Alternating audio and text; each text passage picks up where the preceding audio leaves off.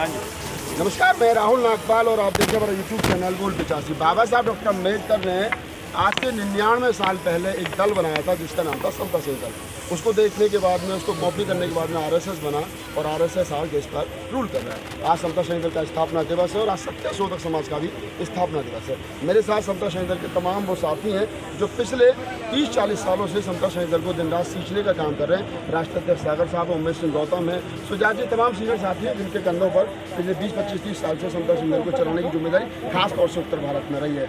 आप अध्यक्ष हैं, सबसे पहले जोशी जी, उमेश सिंह गौतम और तमाम साथी हैं। आपकी अध्यक्षता में क्या कोई उपलब्धि नई ऐसी रही है जो हम ये कह सकें कि सागर साहब अध्यक्ष बने थे तो ये नई बात यहाँ पर हुई थी? मैं आपको तमाम लोगों का धन्यवाद करता हूँ नागपाल जी।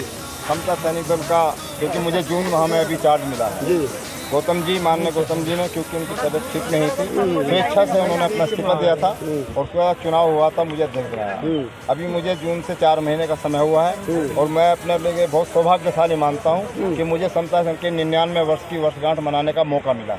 मैंने अपनी पूरी ताकत लगा दी थी तमाम देश के सैनिकों को बुलाने के लिए। तो सबसे बड़ी उपलब्धि तो यही है कि तमाम देश के सैनिक आपने देखे यहाँ पर सब लोग इकट्ठा हो गए और पूरी जिम्मेदारी के साथ चले हुए हैं। तो हम पूरी ताकत के साथ जो भी उपलब्धि अब 100वें साल तक भी होगी उसे करेंगे। अन्याय के खिलाफ जो भी लड़ाई होगी, सरकार के खिलाफ हो, किसी के खिलाफ हो, हम उसमें पीछे नहीं हटेंगे। महिलाओं पर अत्याचार होने वालों का मुकाबला करेंगे, डटकर मुकाबला करेंगे। हम अपनी जान की परवाह नहीं करेंगे। तो ये सबसे बड़ी उपलब्धि रहेगी और हम पूरा प्रयास करेंगे कि समता सैनिक दल पूरी जिम्मेदारी के साथ समाज के साथ निभा के अपनी बात को करें। एक सवाल मैं आपसे बात मिलूंगा, पहले गौतम जी। 99 साल पहले दल बना, उसके बाद में आरएसएस बना।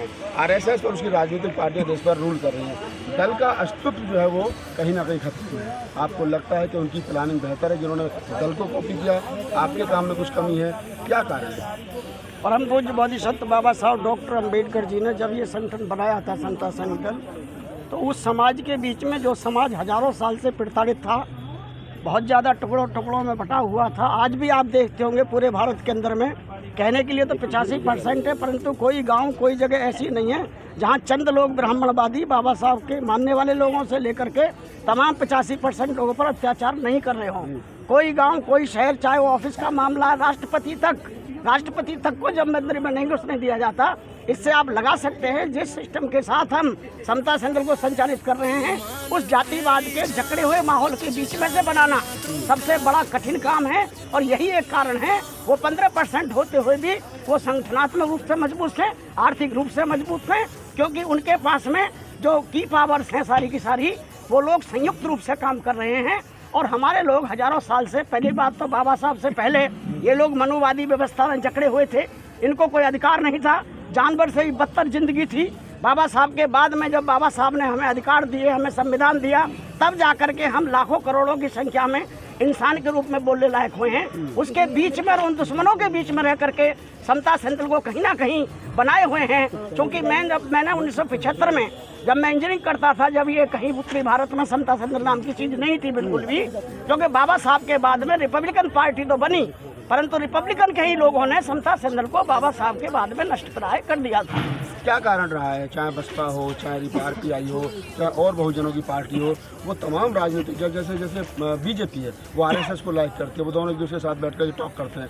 लेकिन हमारी जो राजनीतिक पार्टियां SC ST OBC की, जिसके लिए दल काम करता है, वो कभी दल के साथ बैठ करके बात नहीं करते। अभी राहुल जी, इसमें स्वयं बाबा साहब ने कहा था, जिस देश में समाज की ताकत के बल पर नहीं खड़ा होगा वो समाज, उसकी राजनीति भी नहीं हो सकती किसी भी कीमत में। और किसी कारण बस अगर किसी की राजनीति मजबूत हो भी जाती है तो उस रेत में, बालू के रेत में लगाए हुए पौधे की तरह से होगी, जो एक क्षण में आएगा और वो मतलब धूल की तरह उड़ जाएगा। बिल्कुल ये हालत इसलिए है कि राजनेताओं ने कभी भी सामाजिक संगठन को मजबूती प्रदान नहीं की है। जब मजबूती प्रदान सामाजिक संगठनों को नहीं करेंगे तो राजनीतिक लोगों का वही असर होगा जो आप देख रहे हैं पूरे देश के अंदर में। वो संसद में भी पिटेंगे, वो समाज में भी पिटेंगे, परंतु जिन संगठनों की आप बात कर रहे हैं वो अपने संगठनों को सींचते हैं। वो ये कहते हैं, हमने देखा था जब 2004 में मैं स्वयं दल का राष्ट्रीय प्रमुख था और ये जो 26 अल्ली को उद्घाटन कराया था, अटल बिहारी वाजपेयी प्रधानमंत्री हुआ करते थे। जब उनसे इंटरव्यू लिया जा रहा था, उनसे ये कहा गया था, आप RSS के एक कार्यकर्ता के रूप में ज़्यादा गौरव महसूस करते हैं या प्रधानमंत्री बनने में गौरव महसूस करते हैं? इतना बड़ा व्यक्ति जो प्रधानमंत्री हो, वो ये कहते हैं कि मैं प्रधानमंत्री आज हूँ या कल नहीं हूँ। परंतु मैं आरएसएस के हूँ, इसलिए गौरव महसूस करता हूँ। जिस दिन बाबा साहब के मानने वाले लोग पूरे संसद में ये कहना शुरू कर देंगे कि मैं सांसद बाद में हूँ, मिनिस्टर बाद में हूँ, बाबा साहब का सिपाही पहले हूँ, उस दिन परिवर्तन आ जाएगा समाज के बीच। उस दिन परिवर्तन आ जाएगा। सर, ये भी गौतम जी ने कहा कि कुछ भी बन जाओ, राष्ट्रपति को भी मंदिर में नहीं घुसने दिया जाए। बाबा साहब डॉक्टर अम्बेडकर ने कहा था, उन्हीं की कोटेशन है कि सुबह को 2 घंटे बजते हैं कि स्कूल के एक मंदिर की, आप मंदिर जाओगे तो भिखारी रहोगे ताउम्र, और अगर स्कूल जाओगे तो पंडित उनके अफसर बनोगे। राष्ट्रपति होने के बावजूद, देश का प्रथम नागरिक होने के बावजूद भी बाबा साहब की एक सिंगल लाइन समझ में नहीं आ रही है, और हम राष्ट्रपति के समर्थन में खड़े हो जाते हैं कि गलत हो रहा है। गलत तो होना ही, वो अपना काम ईमानदारी से कर रहे हैं, लेकिन हमारे लोग अपना काम ईमानदारी से नहीं कर रहे। देखिए, बाबा साहब ने, मैंने अपना पंपलेट जो छापा है उसमें लिखा 8.5 करोड़ लोगों को बाबा साहब ने इस देश में 33 करोड़ की आबादी में अधिकार दिलाने का काम किया था। ये उनके वॉल्यूम 14 में लिखा हुआ है। तो बाबा साहब डॉक्टर अम्बेडकर ने इस देश के अंदर हर कष्ट को सहने के बाद विधि सम्मत सारी बातें लिख के गए हैं हमारे हक में। जहाँ हमारे जाने का रास्ता नहीं था, तमाम रास्ते खोल के गए हैं। किसी गारंटी भारत के संविधान में नहीं है, लेकिन अनुसूचित जाति जनजाति की गारंटी है। वो लोकसभा में बैठेंगे, विधानसभा में बैठेंगे, नौकरियों में जाएंगे, सरकारी सेवाओं में जाएंगे, बच्चों के एडमिशन मिलेंगे, छात्रवृत्ति मिलेंगी। हमें लिख के गए हैं वो, हमारे लिए। औरों के लिए ये शायद चीज़ें ना हो, लेकिन हमारे लिए करके गए। और बाबा साहब डॉक्टर अम्बेडकर ने अपने जीवन काल में हर लक्ष्य को पूरा किया है। जो ये समाज था इस देश का, वो हमें अपनी चारपाई पर नहीं बैठा रहा था, बराबर का दर्जा नहीं दे रहा था। वाह बाबा साहब डॉक्टर अम्बेडकर, तुमने इस देश में इन बहुजन समाज के लोगों को बौद्ध धर्म देने के बाद पूरी दुनिया के अंदर बिरादरी से जोड़ दिया। पूरी दुनिया में ये सबसे बड़ी उपलब्धि थी। एक कोटेशन पर काम करना था। बाबा साहब ने कहा कि मैंने तुम्हें हर चीज़ दे दी है, ये धर्म भी प्रदान कर दिया है, आपको केवल इस पर चलना है। तो हम लोगों ने अपना तो रास्ता चुन लिया, लेकिन बाबा साहब का बनाया हुआ रास्ता नहीं चुना, इसलिए प्रॉब्लम आ रही है। चलिए एक आखिरी सवाल लेता हूँ, आपका सवाल लगभग जवाब कंप्लीट हो गया। 100वां जो है वो स्थापना दिवस अगले साल 2024 में आप लोग मनाने जा रहे हो। 100वें स्थापना दिवस पर क्या अभी तक 100 साल की क्या उपलब्धियां रही हैं, आगे क्या प्लान है? 2024 में लोकसभा का चुनाव भी है, मनुवादी ताकतें जिस तरीके से मुल्क पर हावी हैं, और ख़ास तौर से SC ST OBC माइनॉरिटी समाज के हक हकूक़ को जिस प्रकार से मतलब निगलने का काम किया जा रहा है। अब भरे सदन में मुस्लिम सांसद को गालियाँ दी जा रही हैं, रोड पर बहन बेटियों का बलात्कार किया जा रहा है, रात के अंधेरे में लाशें जलाई जा रही है। समता सैनिक दल का 100वें साल में आप प्रवेश कर रहे हो, क्या संकल्प रहेगा? क्या किन मांगों को लेकर के, किस धारणा को लेकर के आप लोग आगे बढ़े? हमारा सबसे बड़ा संकल्प इस समय यही है कि 2024 का जहाँ हमारा 100वां साल है, वहाँ 2024 का लोकसभा का चुनाव है। इसलिए जिस जन जागृति से हम अपने वोट की कीमत को अपने समाज को बता सकते हैं।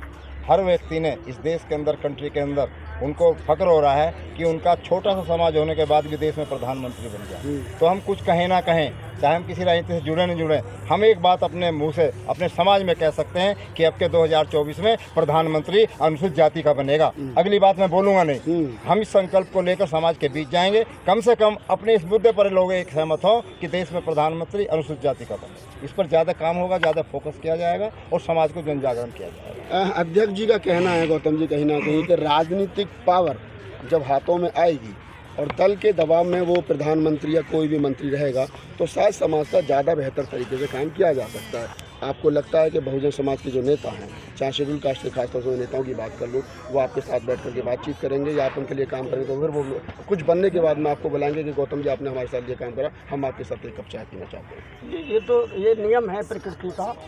शक्ति की पूजा होती है, और शक्ति भारत में नहीं, दुनिया में जिनके हाथ में शासन रहा है। चक्रवर्ती अशोक इस बात के उदाहरण है पूरी दुनिया में, जो उन्होंने शासन के बल में बुद्ध को स्थापित कर दिया दुनिया के अंदर।